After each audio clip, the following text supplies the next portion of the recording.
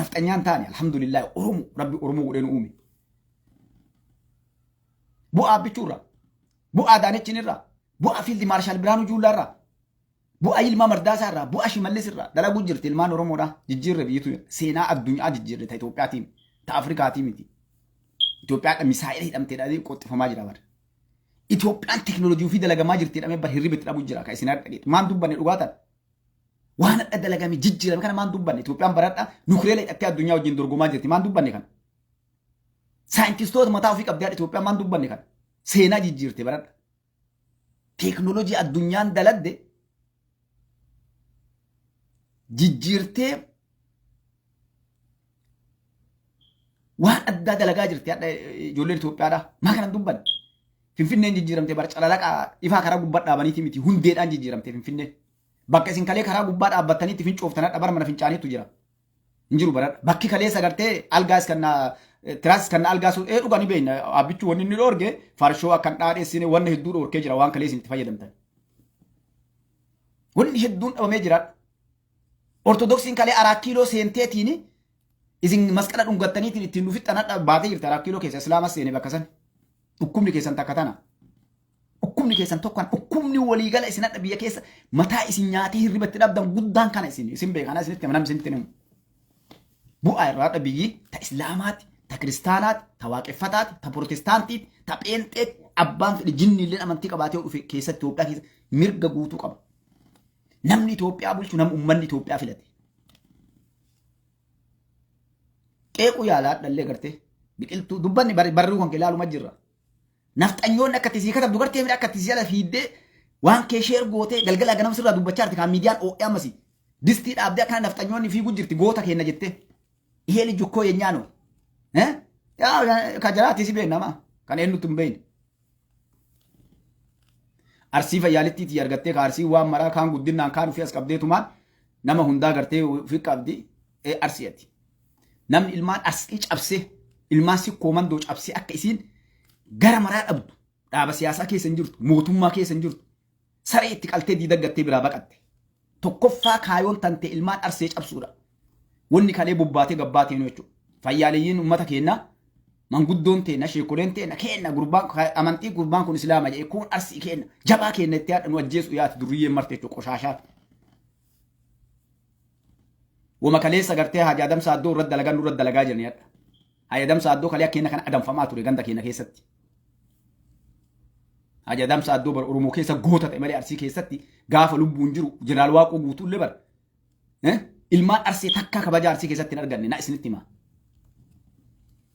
maaliif wanni gartee arsii keessa mataa ol qabatee deemu galtuu fi gantuu gadhee diqaalaa karaa gubbaa guuran qofa bakka qabaa jechuudha gartee nu biratti kanaaf Haaji Adam Saaddoo rabbi jennata sanaa qananiisu arsii keessattu gootaaf jabaa isii irraa saree bakka qaba sareeyyee sanu saree guddifatan jecha ajaa'ibaa jedhanii bara Haaji Adam Saaddoo saree agartee guddifatte irra kabajaa gootee maaliif ummanni keenya miskiina dharan beeku shiran beeku shira barsiiftee nafxanyaa wajjin warri isin shira barsiifatan gartee ilmaan arsee tufamtee bakka hunda keessatti akkan dalagamne godhattee akkan gottiin dhufne godhamtee wal nyaattee wal facaasanii namni keenya maxaan cabee qaana'ee hayyuun keenya martee adda sheenni keenyaaf jabaan keenya martee jechuudha wal nu nyaachisteeti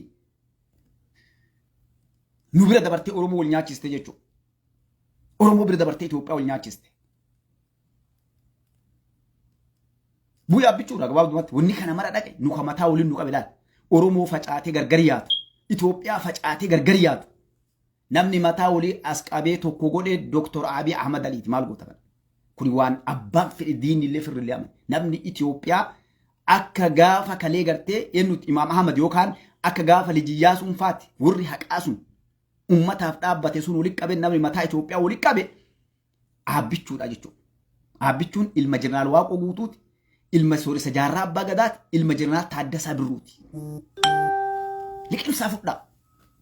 Bu'uurri inni gadhaabe, badhaadhinni gadhaabe, bilxiginnaallee ta'u badhaadhinna ta'a. Badhaadhinna. Hin jijjiiramulle maal gootan? Paartiin ammaa achi Itoophiyaa dhufu paartii uummanni Oromoo baafatee paartii tokko maaliif paartiin tokkochi addatti gariin dhaqu paartiin lama akka Ameerikaa kanatti Rippaabilikaaniif Dimokiraatikiin jiru kanatti ta'ee jiraata jechuudha. Kana liqimsaa fudhaa. Kanaaf qeeqaan nuti Jawaar Mohaammed nuti irra si deebi'a jecha kan irra deebi'a jechuudha. nuti wotu nu keessaa boba'a. Lafeetti cabsine dhiigatti jissine dhiira nu biraa agartee nyaatan beena jechuudha. Teennetiin takka nullee abboonni kennallee akaakayyoonni kennallee nu hundinuu qawwee fuunetti nafxanyaa sirna isin gartee jalaggaltanii uf jijjiirtanii akka gaaraan laanu asiyaatan kana isin nu guddifatanii tartiibaan nu wal jijjiiran kana mangistuu alawaallee bara Oromoodha. Akkuma kee Hayila Sillaasee illee Oromoo bara akkuma kan kee mallas qofa namni Oromoon ta'e Itoophiyaa bulche mililikillee Oromoo jedhanii bara. Kaayoo isin deemtanii ta Oromootii miti garuu kaayoo nafxanyaati. Dhukkubni keessan dhukkubni rakkoon isin qabda warra isin guddise sareen nama nyaatee duttii jedhan warra isin barsiise warra afaan Amaariffaa isin barsiise afaan Amaariffaa bara afaan rakkoon qabu wani jibbineen maali afaan kanaa nu gabroomsitanii afaan kanaa qottanii nu awwaaltanii bara namni afaan Amaariffaa beeku beekaa ta'ee hayyuu ta'ee jagna ta'ee nutiin afaan Oromoo dubbannuuf afaan Sidaamaa Walaayitaa afaan Somaalee dubbannu sabaa samlammoonni wallaaloo ta'aniiti akkasitti divaayin daruun nu qooddanii bara ulaagaan san ta'e saniin cabne. Gaaf isin baratan barachuu dadhabne gaaf abboonni keessan baratan barachuu dadhabne abboonni keenya gaaf akaakayyoonni keessan baratan nu barachuu dadhabne hadha gootuwwan seenaa dalagan tokkotti isi seenaa isaaniin dubbatamu duriyyeen hadha nu jalatti isinii dokkee afaan dibdanii arrabsitu bar jeneraal Waaqoo guutuutiif jaarraa abbaa gadaa suura gaggara galchiteetiin irra dhiichisti galgala ganama bar jagnoota gartee hireetan asiin geette gaafa isaan jiran dhukkubsatanii wal dhaansa dhabanii beelanii waan nyaatan dhabanii sareen isaan nyaattee waan keessa dabare nutu beekaa jechuudha. Waan taane akkatti tarree jagnoonni keenya gootuuwwan keenya ijaan agarre rabbiin nu garsiise jechuudha. Maal keessa dabre jaarraa abbaa gadaa rabbi jannata hanaa qananiisu maal keessa dabre jeneraal Waaqoo guutuudha. Haga waan bishaan afaanii buufatan dhabanii takka gahan akka keessan zulmiidhaan waliin qabanii Oromoon saammanne akka keessan shiraan baane gartee garaa hidhatanii qabsoo godhaa turan. Gaaf dhukkubsatanii illee nama isaan wal dhaanuu dhaban bakka itti kufan dhaban osoo gaara kaanitti qilee kaanitti utaalan umrii isaanii fixanii gaafa isaan gartee umriin isaanii dhumattee keef ja'ee lafadhaan bakka itti lafadhaan dhabanii gartee jiruu baqaa keessa dhumatan isin hadha viillaa qabdan isin hadha gartee biliyeenaroota isin hadha kabajaa qabdani suufa ustuuxxaniitiin gartee teettanii jiruu gaarii ciruu Jawaan afaan kamiin dubbatta time? Jawaan afaan kamiin dubbatta? Afaan kamiin Itoophiyaa qeexxaan? Yoo silaa saba kana tuffachuu baatte bari biliyeenara taatee keessatti hin jiraattu. Eessaa fidda dhiira siin jettu dhabame malee. Eessaa fidde biliyeenara kana? Ati nadha biliyeenaraa kun eessaa fidde? Eessaa fidde? Maan ta'e namni kun biliyeenara? Maan ta'e uummanni kun warri umrii isaa lafa qotu warri umrii isaa daldaalu warri umrii isaa gartee jiruu jijjiiruu olii gadi tattaafatu isin eessaa shoortikatiidhaan akkana argattan. Kanaaf ilmaan Oromoo wanni adda adda dubbatu namoonni isiniin galini Jawaartu waa barreesse dhiyoo kana guutuu barreessaa jira. Eenyu irratti maaliif inni illee amma shanaafatee wanni eegaa jiru na abaaraa afaan bargabbee miidiyaa irratti siyaasaa isinitti meeran sololli kun hin ka'in osoo inni onnaan ka'in. Sisteemni jijjiirani mootummaa kana akkitti cabsuu dandeenyu amma itti hiindhee isa fakkaannee isa eebbisaa irratti dalanna. Kana isin dura isin dubbadhu jala deemtanii beektan jechuudha. Ijiptiin abaaran. Ijiptii wajjin naftanyoonni nammee kan interview godhe Jawaariin. Ati Ijiptii waliin daladda hundee kalee irraa akka mi'aadha waa'ee Ijiptii dubbattaa jedhaniin. Gaafa mallas irraa eegalee namni dalagee waan kana gubbaa Ijiptii wajjin dalagu isa. Bishaan Abbaayyaa irratti taphni hin jiru. Kana amma Amaarallee qabataa Oromollee nama Itoophiyaa warra Itoophiyaa jaalatu kana kana amma kaawwa dura dhaabbate ifatti uummanni itti qaamni siyaasa dalagaa baraka isaa. Yeroo eeggatanii amma Somaalee keessaan Ijiptii dhufti amma faannoo ijaaranii tolchanii dhugaashee isaanii ortodoksii yoo deebisan amma gartee araa kiiloo dachaasan. Kanaaf qophaa'ee gabar. Sigalee karaa saniin dhufa nama. Wallaahi manaaba haga qiyaamatti lamuu. Eetan lamuu haga qiyaamatti yoo uummanni Oromoo dachii Oromoo araa kiiloo baafnaan manaaba wallaahi ammaachi. Maaliif ijoolleen hadha lafaa dhufuu jirtoonni aabbichuun dalaguu jiru akka gaariitti sirreessee fiduu jira abbaa kiyya. Warra isin bireen wosh gootan osoo hin taane ijoollee qulqulluu vaayirasiin keessan hin tuqintu gadi ol dhufuu jira quban qabdu jawwee kiyya. Lammaan fallee ala seenee nu barachuu jira bar dhufeetiin araa kiiloo seeneetiif nama baratee dhufee siyaasaa qoratee ka addunyaa kan haalam sammummaa biyya barateetiin dhufa nutti sammuu Itoophiyaatiin kan dhufu. Elammaallee barachuu jira magaariitti biyya bulchuu bar biyya achi baratee doktoraa piroofeesaraa eenyu dhufuu deemaami miskiina kiyya miskiina. akka durii nama lagowwaati. Waan dhaabbichuun isin dalagaa jiru osoo agartanii dubbattan silaa afaan keessa erbee gootanii ofirraa jiruu teessan oofattani. Ilmaan Itoophiyaadhaa bulchiinsaaf akka biyya Ameerikaaf agartanii Ameerikaan nama bulchiinsaa ijoollummaa daa'immarraa gadi leenjisanii fidani. Abbammaan saqaxeen agartee alaa fiiddee dhuftee Ameerikaa keessatti hin bulchattee fiiddee dhuftu pirezidantii ta'uudhaaf. Namoonni biyya bulchan ijoollummaarraa baratanii ol dhufan. Liistii jira ijoollee 500 waggaa barata. Warra kanneen keessaa ol dhufan abbaa kiyya. Qabeenya qabaachuu qaban, barumsa qabaachuu qaban, baakgiraawundiin isaanii seenaan isaanii qulqulluu ta'uu qaba. Lammii biyya isaanii dhalatte ta'uu qaba. Qajeeloo beekamuu qaba jechuudha akka keessan kaa. Ebalu achi dhufee achi dhaladhee arsii fi argee gidduu dhaladhee achi miti hin dagadhee yookaan ayyoo natti himne kaxaa natti himte ulfa arsii fuudhaniitiin naa hima maqaa isii magaalaa Shawaa keessa dhaladhee maqaan isii Jinnii jedhanii of Wallagga dhaladhee jechuudha deemte achirraa yoo kaatee Gondarii Goojjam osoo maaliif yoo warri dhufee ankaleessa akkasiin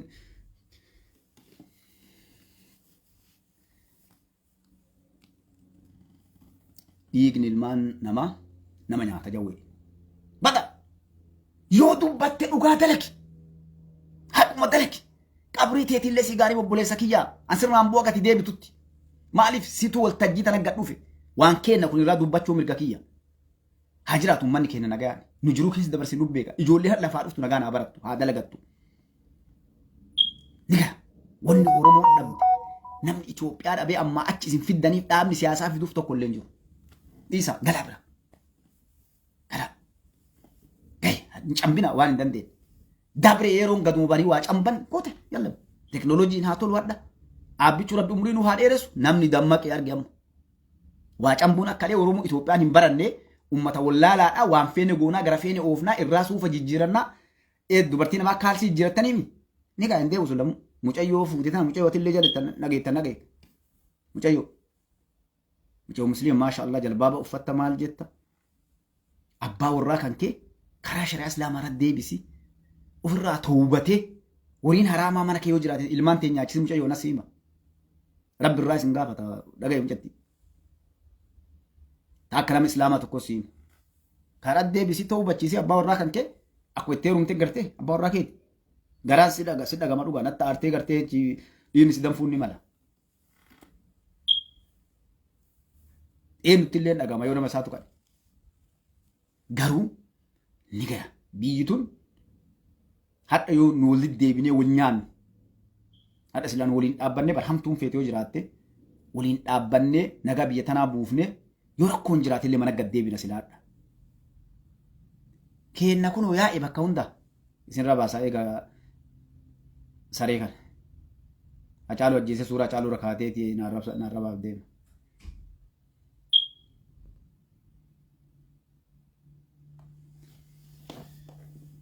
Nageettanii isin gabaabsaa inshallah isin dheeradha ifaan mooshiillee xiqqoo ta'e. Itoophiyaan ummanni beelaaf dhumataa jiru kafuulli isaa caballee hin jiru. Nagaa qaba ummanni Itoophiyaa. Gammachuu qaba ummanni Itoophiyaa. Itoophiyaan calaa karaa gubbaa kee jijjiirame qofaa miti. Hundeen jijjiiramte Itoophiyaan. Miskiinni Amaaraa, Tigree, Guraagee kakalee isin karaa gubbaa irra fincooftan karaa irraa guurtee ilmaan Oromoodhaa mana itti ijaartee mala itti godhu jirti. Ayinaa ni beeka akka gartee garaan isin gubate. Namtichi isin maraataadhaa Itoophiyaa fudhatee badaa Itoophiyaa fudhatee qilee bu'aa arguu deemtanii isin jetanii kakattan isin salphise isin diqqeesse salphattani viidiyoon keessan guutuun ni jira. Makiinaan qilee irraan bahee ani hin badaan raddaati ani balu akkana ta'e yoo Amaarri dhufe malee yoo Tigree walii galle malee gartee nafxanyoonni yoo keessa raatte malee Oromoon biyya bulchuu hin dandeettu jara walii galuu qabnaa kana ta'uu baannaan lolli gartee eessummaan teennaa lolli isaanii sirba uummata Oromoo jedhan kan haxooftee lixxiini jawwee wanni ati nun godheen hin jiru balmaan Oromoo. Faannoon hadha gartee akkana mataa nu nyaatteetiin halkanii guyyaa Oromoo qaluu dhuftee hadha ganda ofii qalaa jirtu tun nafxanyoonni hadha ganda keessa wal qalaarti bara ka gaariitti maasha Allah gumaa teena rabbiin jarumaan baase. Hadha kana wal qalaa jiru kun ganda keessa wal deebi'ee bar situ gandaa yaasee bar. Miiliyoona kudha tokko Oromiyaa keessa jira baay'aati bakka bu'aa filadhaan jenne hayyu dure yookaan itti aanaa naannoo Oromiyaa eekaa silaa bara akka jawweeti gandi keenya guutuun nafxanyaa tokko nu jala ta'a silaa Gondarii Goojjamee fe'anii fidanii bulchaallee bakka takka bakka jarri nu dhaabbanne maraa jala dhaabbata maaliif waan kalee walii mallatteessan walii galan qaban kan akkas malee hin taatu. Jawaan rasaanii bokkoo atiin hadha qabsaa Oromoo taatee deemtu kun bar waan gaafa Bahardar interview gon kaasituu fi kaasee hin beektaa mi yaadachiifna Oromoo. Maaliif alaabaa Oromoodhaa maappii Oromoodhaa achi keette jennaan nakki inni naanii jedhe. Hai tanaaf ammaa mormitoo kaleema jirti maappii maali opiidoolee simaan deemachaa turte yoo ganuma wanni onni kaa. Bar dubbiin jajjabdu bar jarara wanni karti bar onni rakkaatti jalqaba wanni si galee gaafii sadii si gaafatan. Harka muraa harma muraa aanulee akkamiin laalta jennaa arsii gaafadhaa. Hai yoo karaa arsiin jettu. Emaan deemne inni jira maan jedhiin eegaa dhiira keessa dhaabbata qaama ganda kalee waan mallatteessitee dhuftee jira akkamiin biyyoora dura dhaabbatteeti nama gartee lakkee dhugaa ka miliikar kan muudaan mureessan jetta yoo as deebitan ammoo yeroo gartee kompiitara duuba ta'anii fi akkuma kii kana hundaa duuba ta'an goonni isin ga'u hin jiru. Kasiimi dhiirri ilaal waan bakka biri dubbattu bakka dhugatti illee ni dubbatte jechuudha. Kana mara keessa kunni hacaaluu nyaattan hin beektan hacaaluu akka tajjeestan. Hacaaluu hin hojjeesse. Yawwe hacaaluu hin hojjeesse. Hacaaluu du'e awwaala maa dhorkite? Maa dhorkite awwaala? Nama du'e ni awwaalanii. Maa dhorkite? Maa yoo awwaalan? Dhiigenni du'e maal jechaa turtan? Dhiira meeqa ajjeefame maqaa agartee abukaatu waan kennu ajjeese. Abdul Jabbaariin maaliif ajjeesan? Hin taane bar siyaasaa isin daladdan. Arsii kaasuu Abdul Jabbaar hin ajjeefne isin. Isin ta'uu dhabde malee duriyyeetti bittanii wanni isin hin dalagin jira. Bar aabbichu araakii dhoo baasuu wanni hin dalagin hin jiru bare. Gaafa na kabbaban jettan bar ilmaan Oromoo sirratti Islaama kiristaana adda baate bare qeerroon Oromoodha. Kiristaanaa Islaama jettee bar hadaamatti osoo inni waliin qabsaa'u ilma Oromoo Islaama ta'uuf barqeerroon tante ajjeefte. Kamati maa'ee sareetti qaltee durriyyee yoo isin gartee karaa gubbaa yaatee fixan akkamitti na laalaa jedhee bar intarvii gaafannaan. Qeerroon dhumatte sun akkamiin laaltaa jettee gaafate intaloon afaan Amaariffaatiin dhaqaa laala. Maal jedheen? Qeerroon kun jedheen garte. Ijoolleen maqaa keetiin nama 98 hin beekan jedhe. Akkanan jenne akkanan goone jennaan waa si gaafadhuu jedheen hin jettee. Durriyyee yoo isin olii gayyaatu osoo olii gayyaatu fixan. Ana maaltu na galchee jedhe. Ollaan kiyyaaf an nagaa yoo baane abbaa fedhe haa eegee dhaabasisanii jedhe gartee. Hagarge kaa. Hagargee bara. Hagargee bara. Gaafa inni osoo nu iyyinu qeerroo kuma xiqqaate kuma kudha dhuftu ummate qeerroon. Kuma 20 nuun ji'a kuma 50 60 kama daayaa naafatee manatti hafe. Taa'i Jawaar dhiis. Heerri rabbii illee kana maallee hatta nama harka qullaa ibiddan naquun itti nama gaafachiisa duniyaa akiratti illee Taa'i Jawaar. Abboo ilmaan namaan ficcisiisinaa qabsoo akka birii qabsoofna. Wadafiit maaliif kadhumatu biraat ka harka nama biraatiin ibidda qabachuun nama jibu. Naquu balau wadafiit bayaa hiriira cufaa karaa. Kasin boottee ayyoon sareen isii nyaatte guguxalanii karaa gubbaa isnaapparaan bakka hunda gannaqan jechuudha.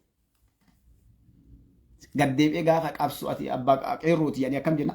Abbaa qeerrooti hin beekaa seera addunyaa akkatti gaafatan. Sirraafti yawwee wallaahi jedhi inafti ada. Ijoolleen akkasitti dhiinni saree isii dhuge sun akkasitti isnaapparaan qiyyaafannoo irra baratan sun jigee akkasumatti hafaa wallaahi jedhi. Barsitti illee fakkaachoonni malaa jawwee kiyya. Haa Itoophiyaan nagadda bartu isinuu kanaaf dhiita. Ani dura taa'aa qeerrootii miti ana jajan kennine waan na kennan miidiyaa irra taa'ee dabarse malee waan san keessaa harkan qabu. Miidiyaa addunyaa irratti akkas jedhe. Miidiyaa hin beekne kana namni keenya gariin hin beeku bare. Maaliif seera addunyaa gaafachiisa kana. Sibiiliyaan nama qawwee harkaan qabnu nama qawwee qabu dura dhaabanii ficcisiisuun namni tokko yoo du'e hiriira san dhaabuu qabda.